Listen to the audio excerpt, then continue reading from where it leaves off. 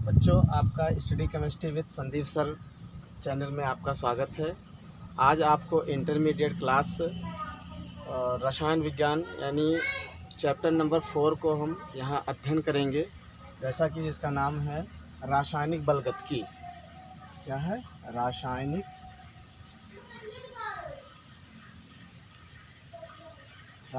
बलगतकी। इसको अंग्रेजी में हम पढ़ते हैं केमिकल काइनेटिक्स।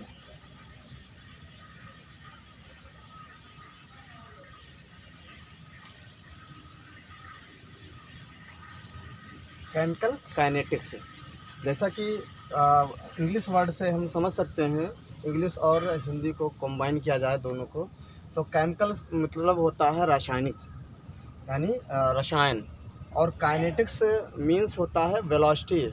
इन हिंदी हम इसे वेग के नाम से जानते हैं, यानी केमिकल मीन्स रसायन और काइनेटिक्स मतलब वेग यानी वेलोसिटी। रसायन यानी केमिकल यानी केमिस्ट्री। आप इसको केमिस्ट्री से भी अंडरस्टूड कर सकते हैं। अब बात करते हैं हम इस चैप्टर में रासायनिक बलगतकी का मतलब क्या होता है। जैसा कि आप जानते हैं कि रासायनिक मतलब आपको बताया गया, रसायन और काइनेटिक्स यानी वेग बताया, दो चीज़ों का कॉम्बिनेशन है। यानी कोई भी जैसे मूवी स्टार्ट होता है तो उसका टाइटल एक दे दिया जाता है, उसी तरह से कोई भी हम चैप्टर्स पढ़ते हैं किसी भी सब्जेक्ट का तो उसका टाइटल रहता है, टाइटल में बहुत कुछ छिपा रहता है।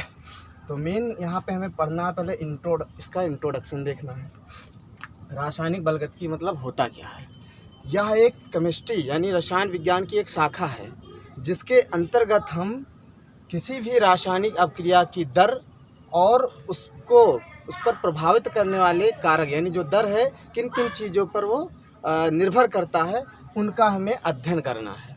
कुछ चीज़ें जैसे रासायनिक क्रिया की दर में जैसे वेग को हमें जानना है, औसत वेग क्या होता है, तात्क्षणिक वेग इनिशियल फर्स्ट हमें इसको जानना है, और उसके बाद में हम जानते हैं इसके आफ्टर इट किन किन चीज़ों पे निर्भर करता है, यानी कोई भी रिएक्शन किन किन चीज़ों पे निर्भर करता है और उसका वेग क्या होता है। जैसा कि आप पूर्व में जानते हैं, किसी भी रासायनिक अभिक्रिया का वेग और उसकी मैकेनिज़्म मतलब कि उसकी जो क्रियाविधि है, कैसे कैसे वो अभिक्रिया होती है, वो हम मतलब सिंपली डिफाइन नहीं कर सकते हैं, मतलब एक्सेप्ट एक्सपेरिमेंट। तो उसको हम समझने के लिए इस चैप्टर को पढ़ा जाता है।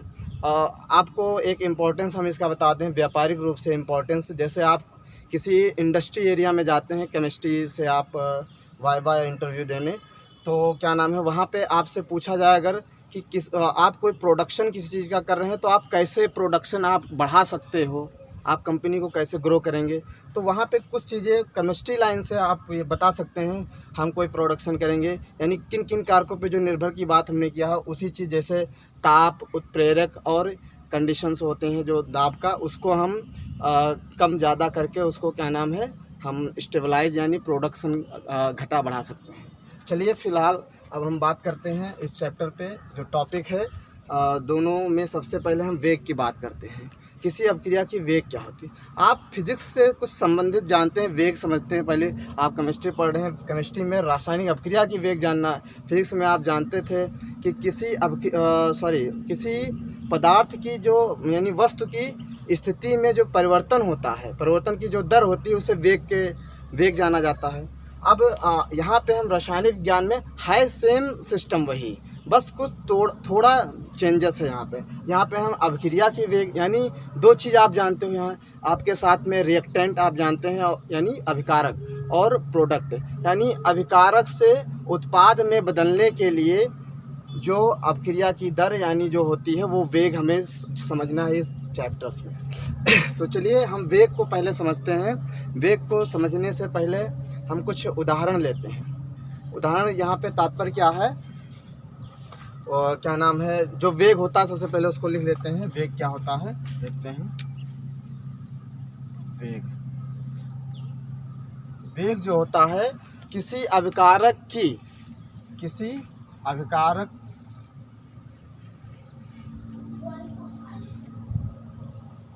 की सांद्रता में परिवर्तन, अपकारक की सांद्रता में परिवर्तन यानी परिवर्तन, और परिवर्तन में लगा समय यानी परिवर्तन में लगा समय में लगा समय को हम अपक्रिया की वेग कहते हैं। ये तो अभिकारक की बात हो गई। अब इसी प्रकार से वेग हम एक तरह से और लिख सकते हैं, वेग इस तरह लिख सकते हैं, एक और वेग, उत्पाद की सांद्रता,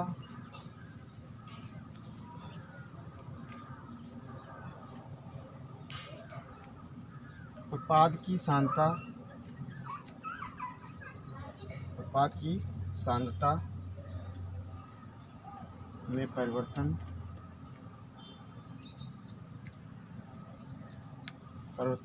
बटे परिवर्तन में लगा समय, में लगा समय, परिवर्तन में लगा समय। ये हम दो तरह से वेग को हम लिख सकते हैं, वेग को डिफाइन कर सकते हैं। अब आप जानते हैं अभिकारक यानी रिएक्टेंट होता है। रिएक्टेंट को हम डिफाइन करते हैं, उसको रिप्रेजेंट करते हैं आर से, और ये क्या है, आर यानी अभिकारक है। अभिकारक की सांद्रता, इसको सांद्रता यानी रेट, एवरेज, इसको आर से डिफाइन करते हैं। और परिवर्तन को हम इससे, इस चिन्ह से दिखाते हैं, और बटे क्या होगा, परिवर्तन में लगा समय यानी परिवर्तन में लगा समय, परिवर्तन में लगा समय डेल्टा टी। और यहाँ पे एक चीज़ देखना है कि यहाँ निगेटिव साइन रहता है। कारण है, अभी इस निगेटिव साइन पे हम चर्चा करेंगे, एक एग्जांपल देंगे कि अभिकारक के लिए निगेटिव साइन क्यों होता है। इसी तरह हम उत्पाद को यानी पी, प्रोडक्ट पी यानी उत्पाद की सांद्रता में होने वाला परिवर्तन, यानी उत्पाद की सांद्रता में होने वाला परिवर्तन बटे परिवर्तन में लगा समय को हम क्या वेग के नाम से भी जानते हैं। यानी ये दो तरह से हम वेग को डिफाइन करने के लिए ये तरीका है। अब चलते हैं हम इस वेग को और अच्छे से समझने के लिए, यानी इनके जो टॉपिक्स है बेटर अंडरस्टैंडिंग के लिए हम एक टॉपिक को आपको एग्जांपल के माध्यम से समझाएंगे, ताकि आप अच्छे से आने वाले नेक्स्ट टॉपिकों को आप समझ सकें।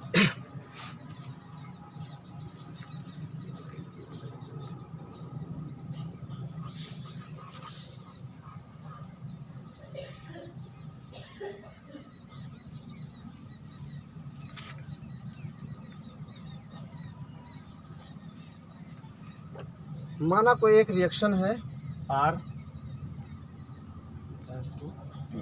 यानी कोई रिएक्टेंट, यानी कोई एक रिएक्शन है R टेंड्स टू P, यानी रिएक्टेंट से कोई प्रोडक्ट बन रहा है, कोई एक रिएक्शन हमने सपोज किया।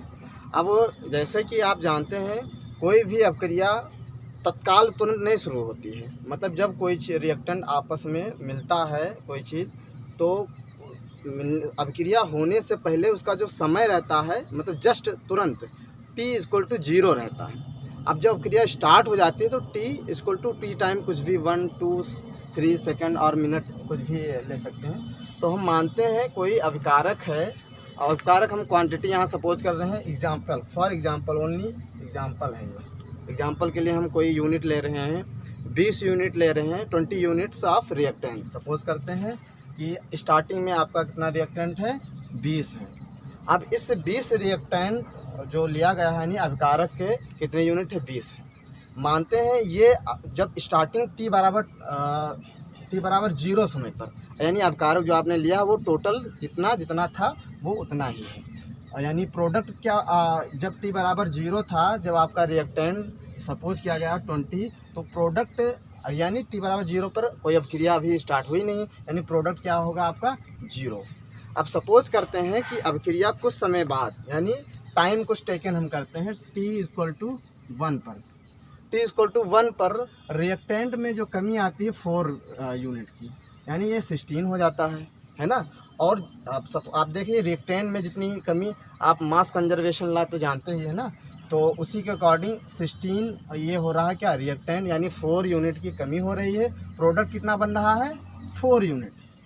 इतना इसमें रिएक्टेंट में कमी हो रहा है, टोटल किस में कन्वर्ट हो रहा है, प्रोडक्ट में, यानी 4 यूनिट आपका प्रोडक्ट बन रहा है। ठीक इसी प्रकार से टी इक्वल टू टाइम आप सपोज कर रहे हैं 2, टी इक्वल टू टाइम आप सपोज कर रहे हैं 2 सपोज कर रहे हैं। अब एक नियमित अंतराल में आप देखते हैं कि 4 यूनिट रिएक्टेंट आपका और कम हो रहा है, यानी 12 हो रहा है। कितना हो रहा है, 12 हो रहा है। तो यानी प्रोडक्ट में कितनी कमी आई, 4 यानी 8 कमी आई। प्रोडक्ट कितना बन जाएगा, 4 और 4 की कमी 8 हो जाएगा। ओके, ठीक इसी प्रकार से टाइम हम टेकन कर रहे हैं टी इक्वल टू 3।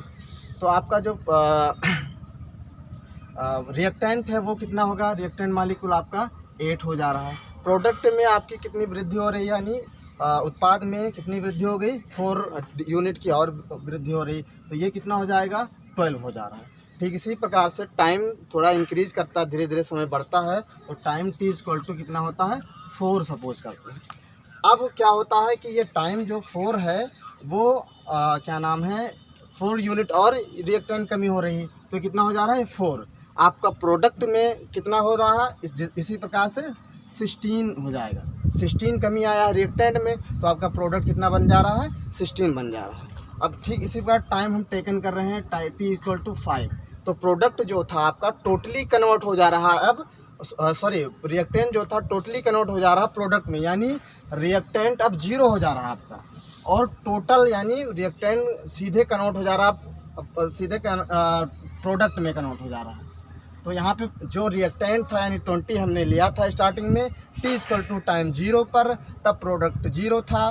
तब आपका अब जैसे जैसे समय बढ़ता गया, यानी अब क्रिया की दर धीरे धीरे मतलब कि प्रोसेस में आया, तो टी इक्वल टू 5 पे जब रिएक्टेंट आपका 0 हो जा रहा है, तो प्रोडक्ट टोटल कितना हो जा रहा है, 20। अब यहाँ पे इसका मतलब हम स्टार्टिंग समझते हैं कि जो वेग स्टार्टिंग में आपको बताया गया था उसको समझते हैं कि आपका वेग जो लिया गया था, अभिकारक बताया गया था, अभिकारक यानी रिएक्टेंट यानी अभिकारक की सांद्रता में होने वाला परिवर्तन बटे परिवर्तन में लगा समय, इसको आपको जो बताया गया था उसको हम समझते हैं क्या होगा। यहाँ सपोज कर लेते हैं ये आपका T equal to 1 T equal to 1 और T equal to 4 time interval में आपको हम औसत वेग निकालने जा रहे हैं, औसत वेग के बारे में बताने जा रहे हैं, ठीक है, एवरेज, ये क्या है, औसत वेग है। तो टी इक्वल टू 1 टाइम से टी इक्वल टू 4 टाइम में हम एक औसत वेग निकालेंगे। तो आप जानते हैं औसत वेग क्या होगा, इस तरह से R2 माइनस R1 सब, हाँ यहाँ पे टी इक्वल टू टाइम 1 है, तो ये जो रिएक्टेंट होगा आपका क्या होगा, R1 होगा। तो आपका जो प्रोडक्ट होगा R1 रिएक्टेंट पे प्रोडक्ट क्या होगा, P1 होगा। ठीक इसी प्रकार से सपोज करते हैं कि ये जो टाइम हम लेंगे एक टाइम इंटरवल, तो T2 टाइम लेते हैं, टी इक्वल टू 2 टाइम, ये आपका सपोज किया जा रहा है।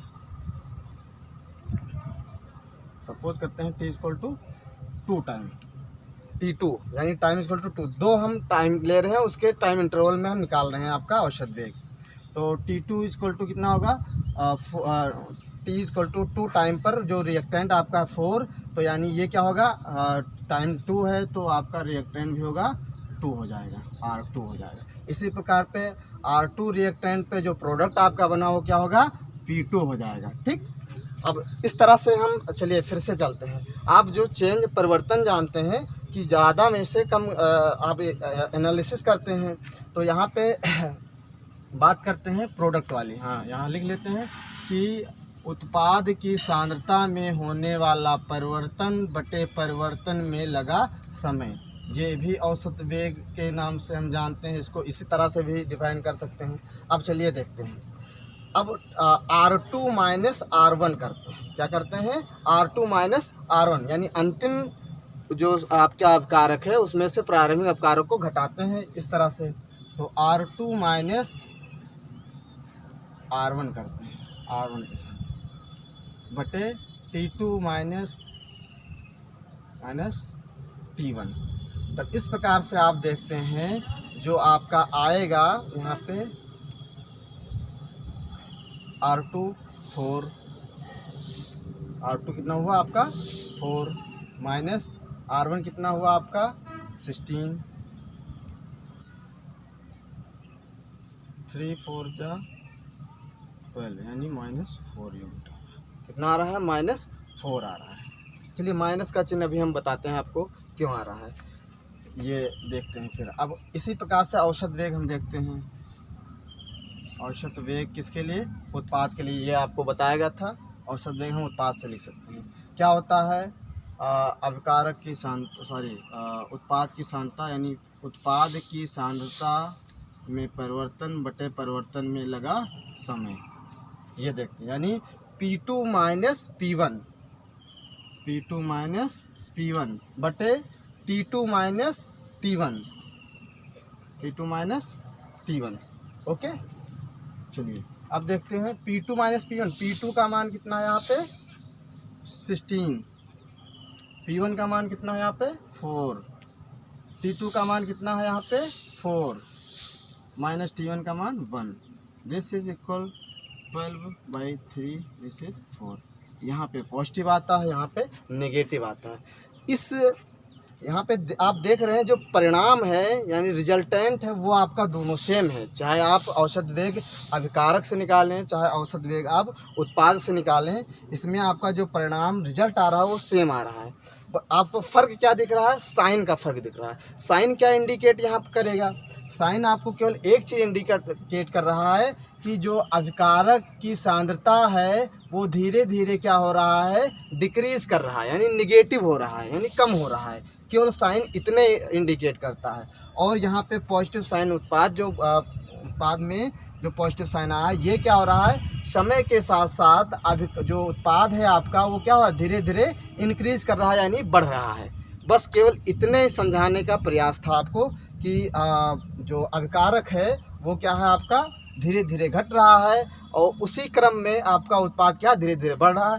आपको इस उदाहरण से एक ही तात्पर्य था समझाने का कि यहाँ पे जो उत्पाद आ रहा है आपका नेगेटिव आ रहा है, यानी यही शो कर रहा है कि आपका ये समय के साथ साथ अभिकारक धीरे धीरे घट रहा है और समय के साथ साथ उत्पाद क्या है आपका बढ़ रहा है। यही चीज़ आपको समझाने का इस उदाहरण लेने का तात्पर्य था।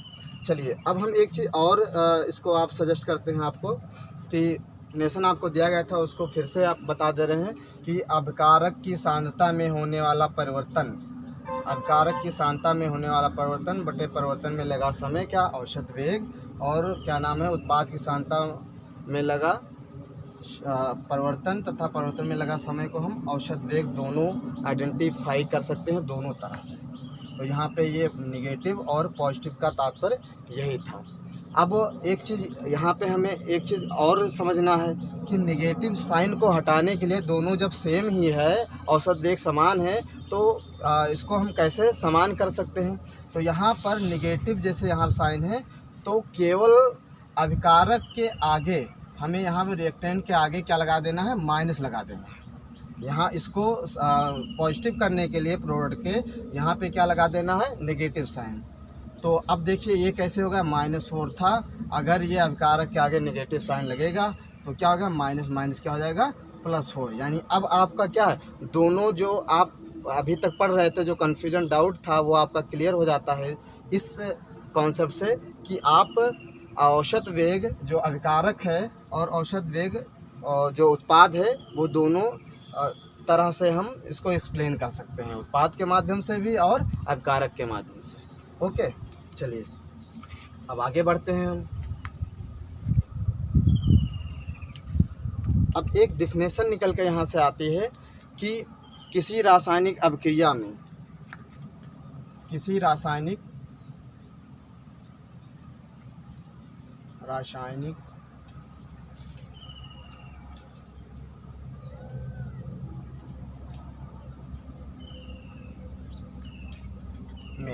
एक निश्चित समय में आपका रासायनिक अभिक्रिया में एक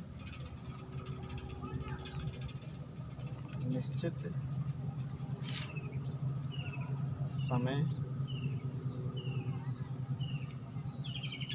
समय में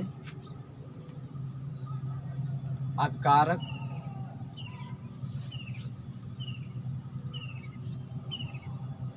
तथा उत्पाद या उत्पाद की सांद्रता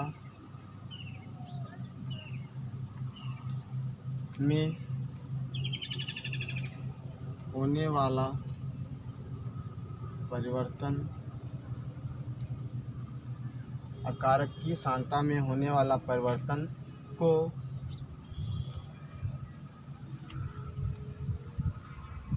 परिवर्तन में लगे समय से भाग देने पर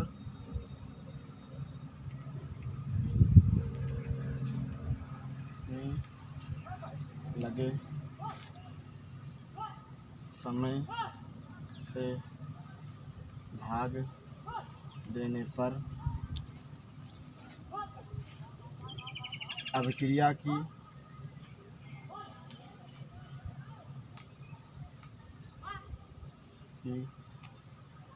औसत वेग ज्ञात किया जाता है। तो इस प्रकार से एक हमें इन उदाहरणों, इन कॉन्सेप्ट के माध्यम से एक निचोड़ निकल के आता है कि किसी रासायनिक अभिक्रिया में एक निश्चित समय में अभिकारक या उत्पाद की सांद्रता में होने वाला परिवर्तन को अगर हम परिवर्तन में लगे समय से अगर भाग देने पर अभिक्रिया की औसत वेग ज्ञात किया जाता है। ठीक है, देखते हैं, उसको लिखते हैं। यानी औसत वेग यानी रेट एवरेज इज अभिकारक की सांद्रता में होने वाला परिवर्तन बटे परिवर्तन में लगा समय। अभी हमने बताया था अभिकारक वाले में नेगेटिव साइन लगा देते हैं। क्यों? क्योंकि यह नेगेटिव साइन यह दिखाता है कि समय के साथ साथ यह अब जो अभिकारक है धीरे धीरे क्या ऋणात्मक होता जा रहा है, यानी घटता जा रहा है। बस यही साइन इंडिकेट करता है। बाकी उत्पाद और इसके उसमें कोई अंतर नहीं है। आर उत्पाद की सांद्रता में होने वाला परिवर्तन बटे परिवर्तन में लगे समय। इस तरह से हम ये पॉजिटिव होगा, हम औसत वेग को डिफाइन करते हैं। चलिए, अब औसत वेग ये हो गया। अब इसका हम ग्राफ के माध्यम से, ग्राफिकल मेथड से आपको समझाने का प्रयास करेंगे। इससे थोड़ा और हो सकता है बेटर समझ में आए आपको। चलिए,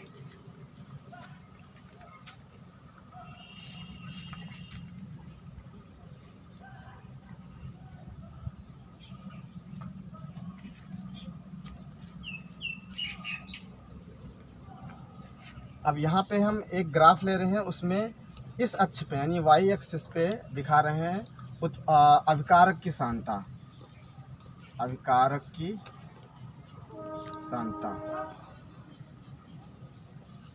यानी रिएक्टेंट की कंसंट्रेशन, और यहाँ पे टाइम ले रहे हैं, टाइम यानी समय,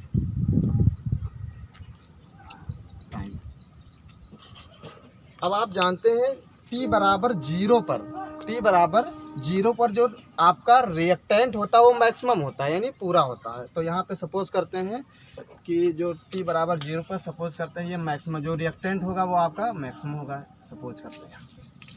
अब जैसे जैसे समय धीरे धीरे बढ़ता है, आपका रिएक्टेंट धीरे धीरे प्रोडक्ट में कन्वर्ट होना स्टार्ट होता है। तो आपका जो ग्राफ है धीरे धीरे क्या होना चाहिए, डिक्रीज करना चाहिए, यानी कम होगा। तो इसको इस तरह से डिफाइन करेंगे, ग्राफ धीरे धीरे क्या होगा, ये डिक्रीज करेगा आपका ये। अब यहाँ पे हम देखते हैं कि इस तरह से ग्राफ हमें प्राप्त होगा। देख रहे हैं आप, धीरे धीरे डिक्रीज कर रहा है, यानी समय के जैसे समय बढ़ रहा है धीरे धीरे, और तो आपका जो अभिकारक है धीरे धीरे डिक्रीज कर रहा है। अब सपोज करते हैं टाइम, एक इंटरवल लेते हैं t1, सपोज करते हैं t=1 लेते हैं टाइम, जैसे अभी आपको समझाया गया था। तो t1 टाइम पर जो आपका रिएक्टेंट होगा वो क्या होगा, R1, वो भी दिखाया गया था। अब और समय लिए t=2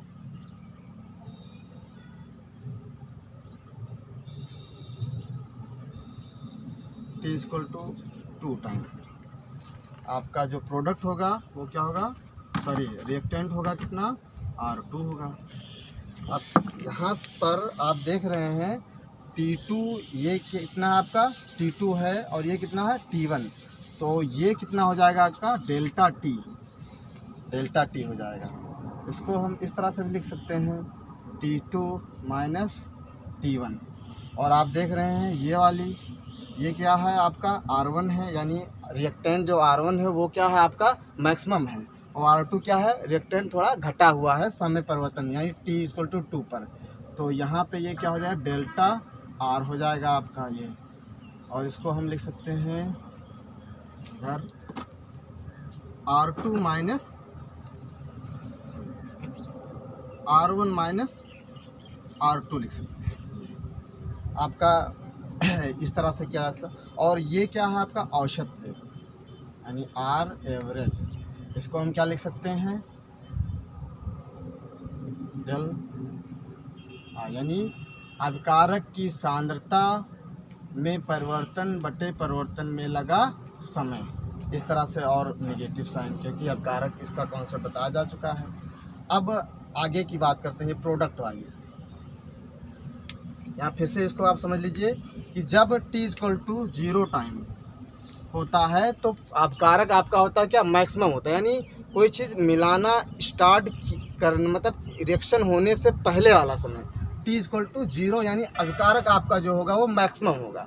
अब जैसे जैसे धीरे धीरे टाइम इंक्रीज़ करता है यानी टाइम बढ़ता है, आपका रिएक्टेंट धीरे धीरे क्या डीके करता है और इस तरह से आपको ग्राफ मिलता है। तो वहाँ पे सपोज करते हैं कि T=1 टाइम पर आपका जो रिएक्टेंट है वो R1 था, और टाइम इंटरवल टाइम T2 पर आपका जो रिएक्टेंट जो बचता है वो क्या होता है R2 होता है। अब यहाँ पे आप देख रहे हैं T2 इतना है और T1 इतना है, तो ये जो होगा ये टाइम इंटरवल यानी समय अंतराल, ये डेल्टा टी से इसको डिफाइन किया जाता है। और फिर बात करते हैं इसकी, ये वाला R1 माइनस R2 ये जो पोजीशन आता है इसको डेल्टा डेल आर यानी अभिकारक की सांद्रता में होने वाला परिवर्तन ये हुआ। और औसत वेग आप निकालते हैं इसी माध्यम से, ये क्या होगा आपका औसत वेग, ये क्या आपका निकल रहा है औसत वेग R average del R upon del T. चलिए अब एक प्रोडक्ट वाली बात करते हैं। इसके लिए प्रोडक्ट जब T=टाइम 0 था, टाइम 0 था, तब प्रोडक्ट आपका क्या था 0 था, प्रोडक्ट आपका क्या था 0। तो यहाँ पे आप देखते हैं जो प्रोडक्ट यहाँ से ग्राफ किस तरह है, और धीरे धीरे टाइम जैसे बढ़ता है आपका प्रोडक्ट का क्या होता है धीरे धीरे बढ़ता है। तो इसका ग्राफ इस तरह से कुछ जाएगा, इस तरह से जाता है।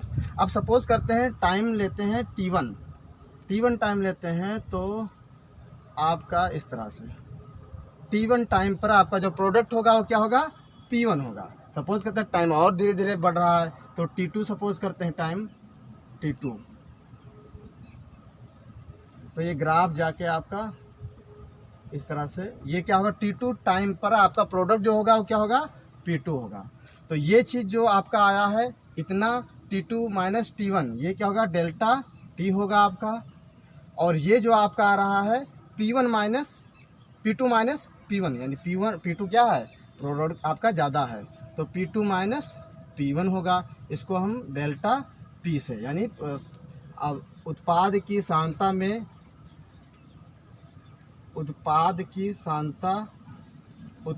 सांद्रता में परिवर्तन ये लिखेंगे। और जो आपका यहाँ पे ये आपका आ रहा है ये वाली ये आपका क्या औसत एवरेज निकालेगा R एवरेज यानी एवरेज वेलोसिटी क्या होगी प्रोडक्ट की, ये क्या होगा उत्पाद की सांद्रता में परिवर्तन बटे परिवर्तन में लगा समय, ये पॉजिटिव होगा आपका। ये ग्राफ के माध्यम से आपको औसत वेग निकालने का तरीका। अब अगले नेक्स्ट में आपको ताक्षणिक वेग के बारे में बताया जाएगा। Thank you.